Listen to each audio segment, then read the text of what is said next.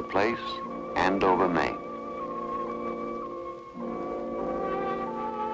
It is the night of July 9th, 1962. What will tomorrow bring? Success or crashing failure?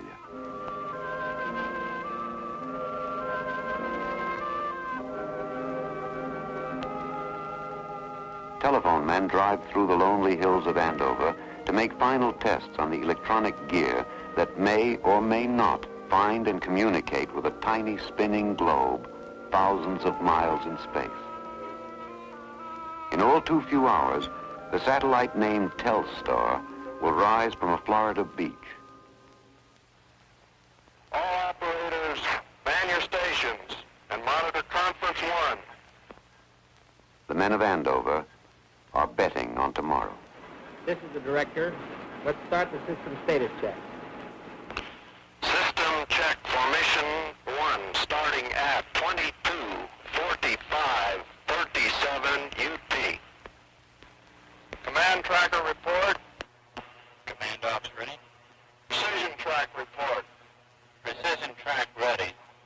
TEG report. TEG ready. Data ops report. Data ops ready.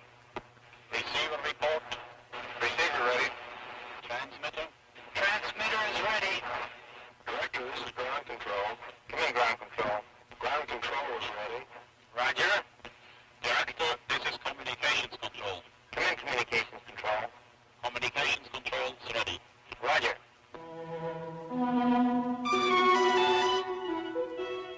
Poised on its rocket at Cape Canaveral is the incredibly complex globe, 34.5 inches in diameter. Telstar, waiting. Status report from the horn. Antenna ready. Check. Another horn focuses on the sky at Holmdel, New Jersey, the horn that first caught signals from the Echo balloon. In the pre-launch hours, a second group of telephone scientists make ready. Receiver operating satisfactory. Calibrations? Calibration is normal. Check. Can I have the DAC report? Drive tape ready? Drive tape is ready. Clock synchronized? The clock is synchronized. Air buffers checked? The air buffer is checked. Okay. I guess we're all set. Hello, Andover. Holmdel here. Yes, we're all set. Ready to go.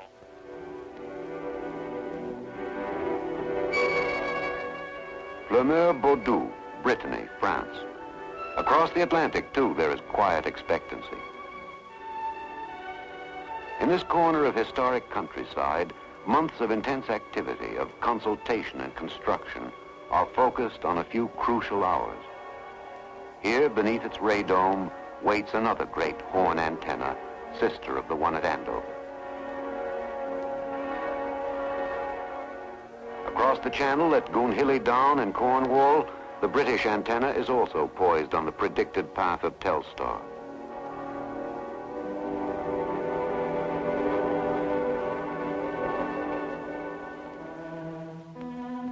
The bird.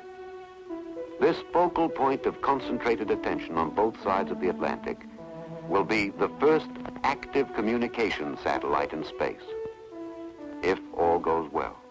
All stations report for communications check. Antenna? Antenna here.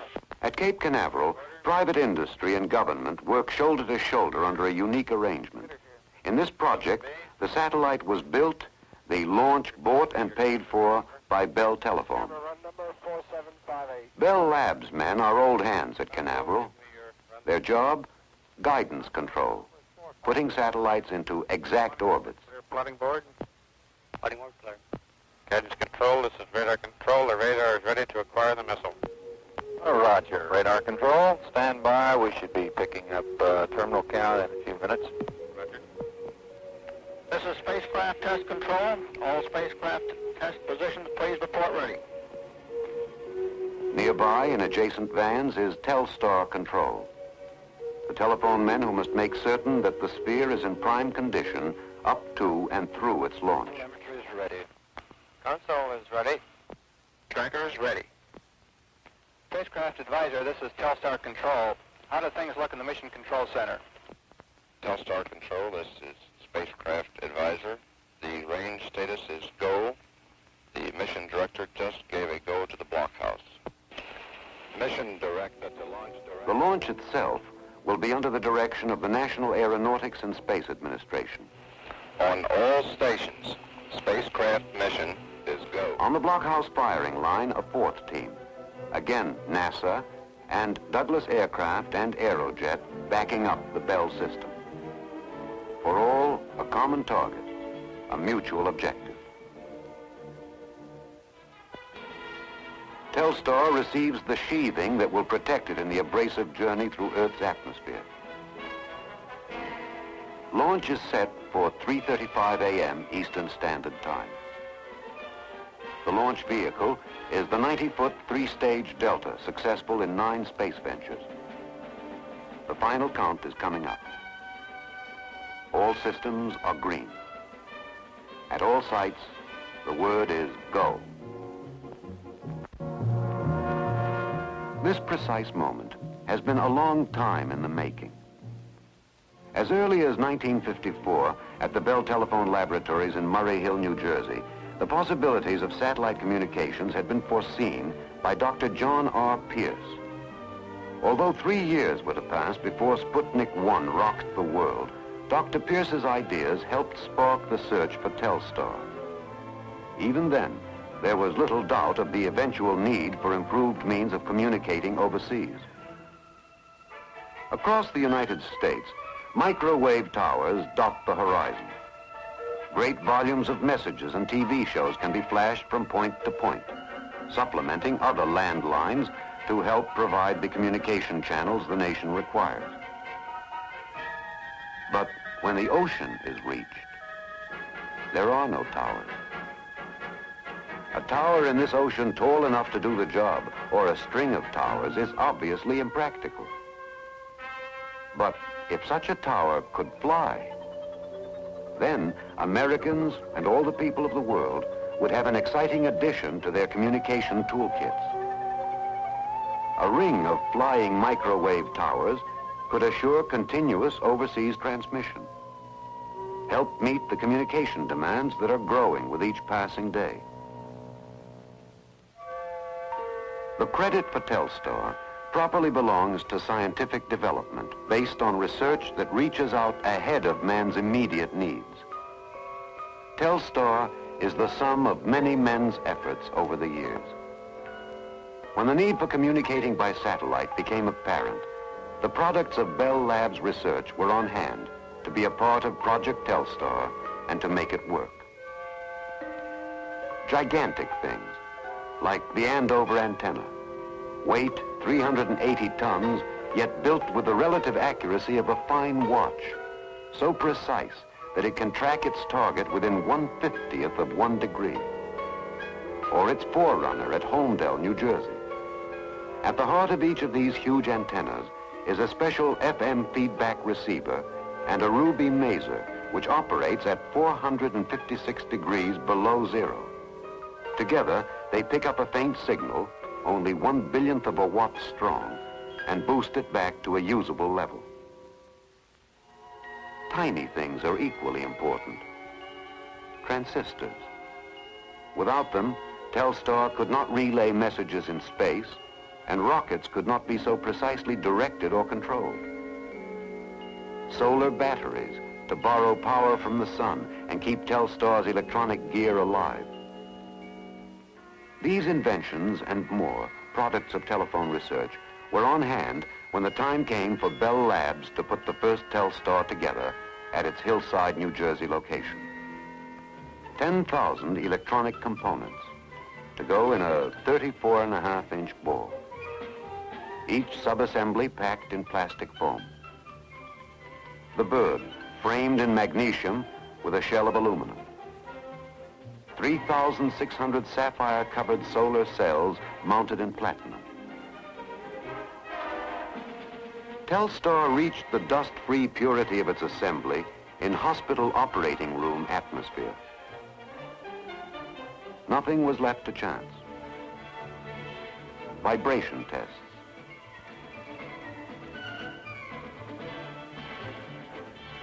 transmission tests in a simulated space chamber, solar battery tests under artificial suns.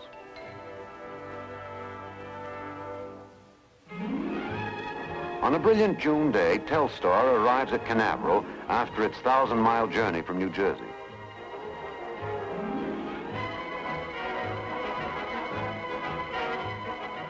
Security police form its escort. Missiles and payloads are royalty at Canaveral. Telstar rides in a special air-conditioned truck. Behind it are years of unremitting labor.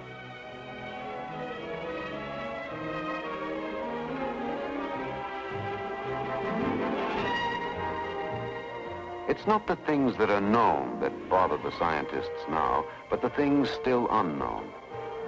So of more immediate concern is the question, how has the bird fared on the trip south?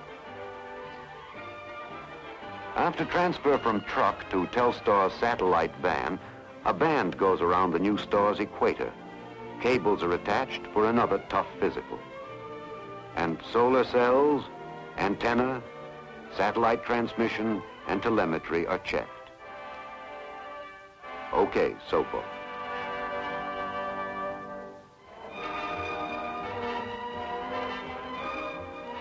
Smoothly fitting into the timetable, Douglas starts the movement of its booster onto the launching area and into the gantry. The meticulous, time-consuming seating of the rocket on the pad begins.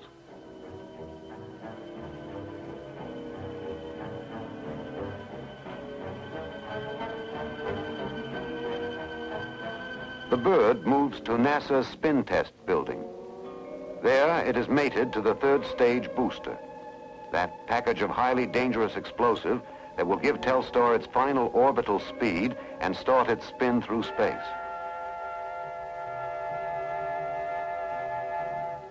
Spring steel coils tightly, ready to thrust the bird from its nest.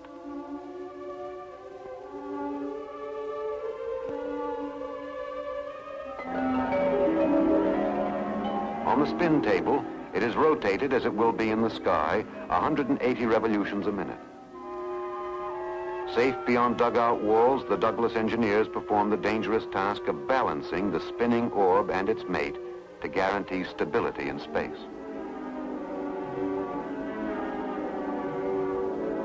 Again, the band and the cables. Again, check and recheck. Spin test antenna, to Telstar antenna, to Telstar control. Check and recheck.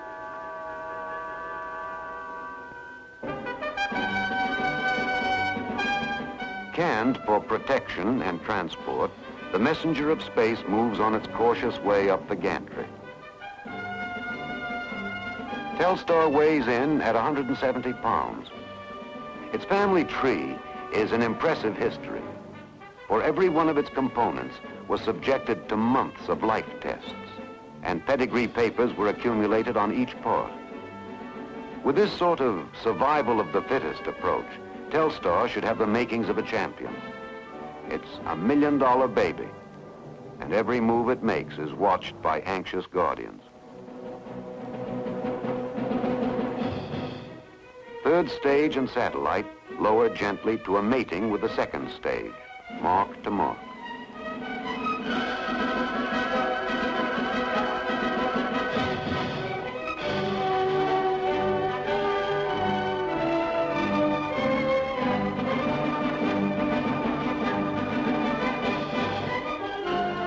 Telstar travel plans include an elliptical orbit with a low point of 600 miles, a high point of 3,500 miles, an elapsed time of approximately 2 hours and 40 minutes for each orbit.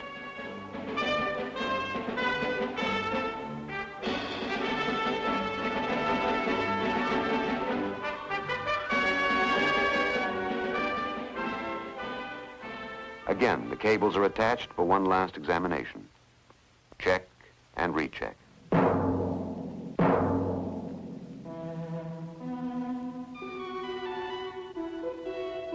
There are contradictions in this kind of pioneering.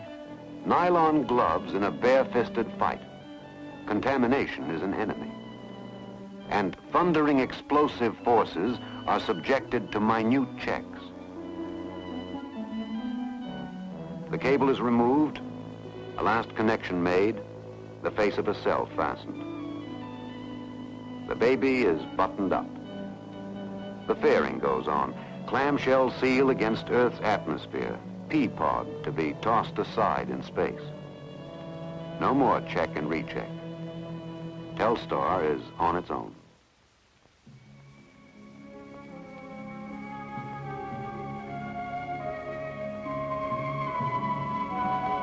Day merges into night. The gantry pulls back. For better or for worse, Delta rocket and mated Telstar satellite stand alone.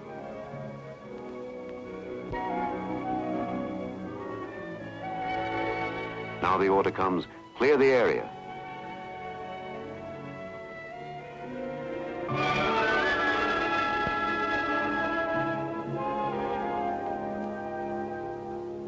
Only launch personnel are left. The final count. Stand by to pick up the count on my mark. 4 separate groups linked by a communication system. Bell Labs guidance, Telstar control, NASA's mission control, and NASA, Douglas, and Aerojet in the blockhouse. Launch director to mission director. Mission director here. Would you give me the mission status, please? The mission is go. Roger, thank you. Guidance control, steering checks are complete. The radar is preparing for guidance. Roger. Report BTL status. BTL's ready. Launch director, we have received clear to launch. Minus 50. Start remote camera number 1. Started. Close blockhouse vents. Close. Console, start camera and mag tape recorders. Camera and mag tape on. Minus 10, 9, 8, 7, 6, 5, Open solo fuel. 3, 2, 1, 0.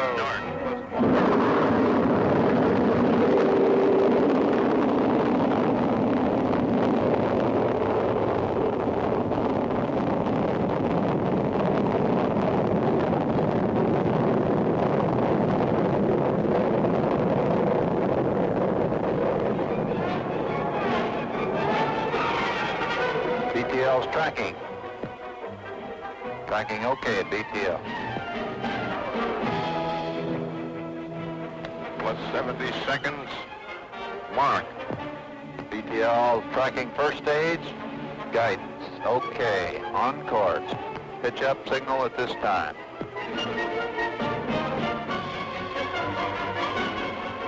Little all right. Looks good in azimuth. Still a little pitch up.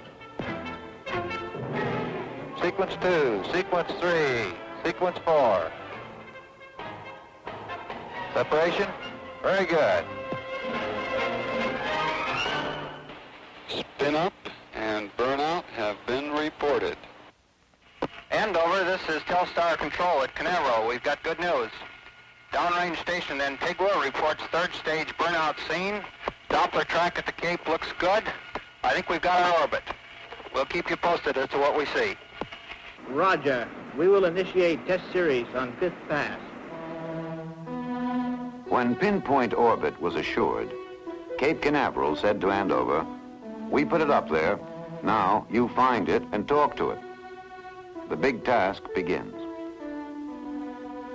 Command tracker, precision tracker, bighorn, fasten on Telstar's predicted path. Seeking, searching for an infinitesimal speck in space, racing along at 16,000 miles an hour, like finding a golf ball over 200 miles away. Director, this is ground control. Mission state established. Roger. Station is in mission state and search condition. Operators hold on this line pending satellite expected rise time. Sending station identification.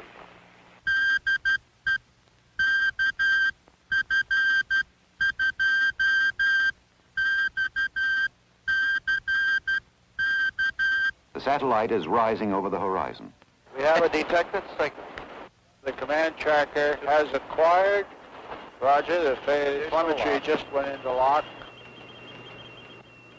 Bullseye. Andover is dead on target.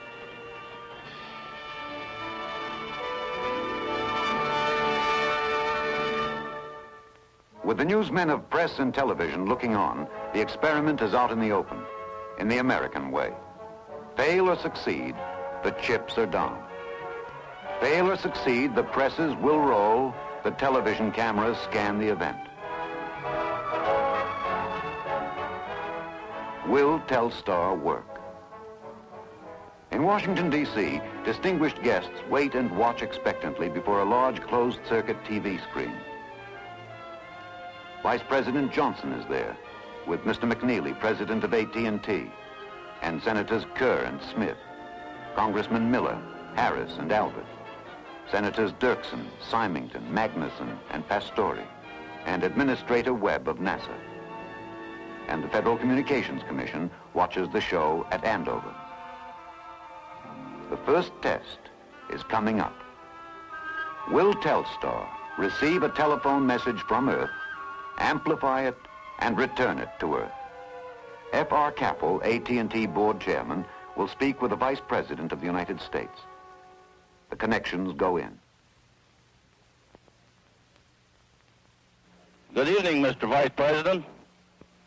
This is Fred Capel calling from the Earth Station at Andover, Maine. The call is being relayed through our Telstar satellite, as I am sure you know. How do you hear me? You're coming through nicely, Mr. Capel. Well, that's wonderful. Since you're also head of the Space Council, Mr. Vice President, I suppose you followed with considerable interest the activities today which have resulted in this call. The first telephone message in the world, as a matter of fact, over an active satellite. Indeed, I have, Mr. Capel.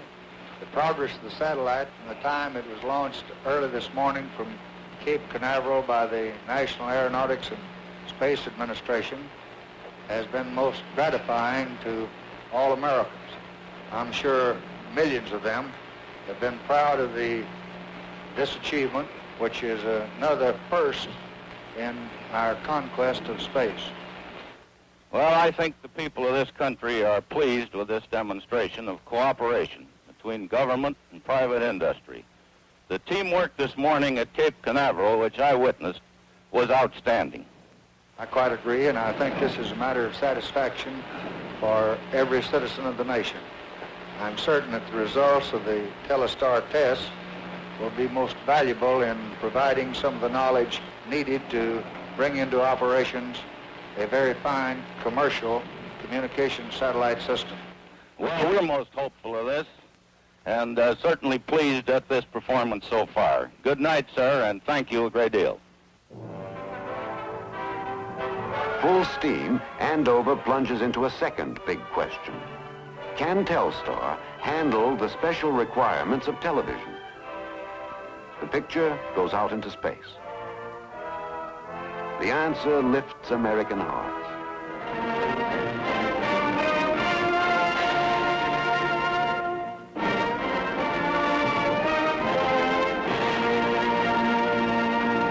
Then a bonus, a surprise, an unexpected first. Capture, they've been on the Joe. We just get an announcement right now. The French station has the picture. It's an excellent, clear picture. You mean we made an international telecast? We've made an international telecast. Well, let me congratulate you.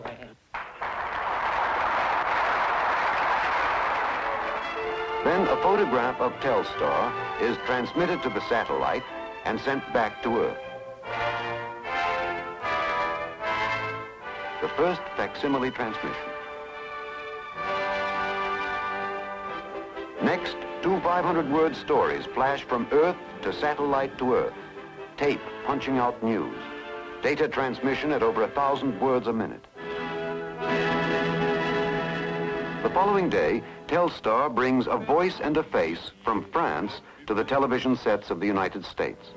The next Telstar pass, we receive the dry understatement of our English cousins. On my immediate left, I have John Taylor, who is in charge of our space research and development. The first international telephone calls are between AT&T President Eugene McNeely and communication officials in France and England. In an historic first, President Kennedy's news conference is televised overseas. I understand that part of today's press conference is being relayed by the Telstar communications satellite to viewers across the Atlantic, and this is another indication of the extraordinary world in which we live. So we're glad to participate in this operation developed by private industry, launched by government in admirable cooperation.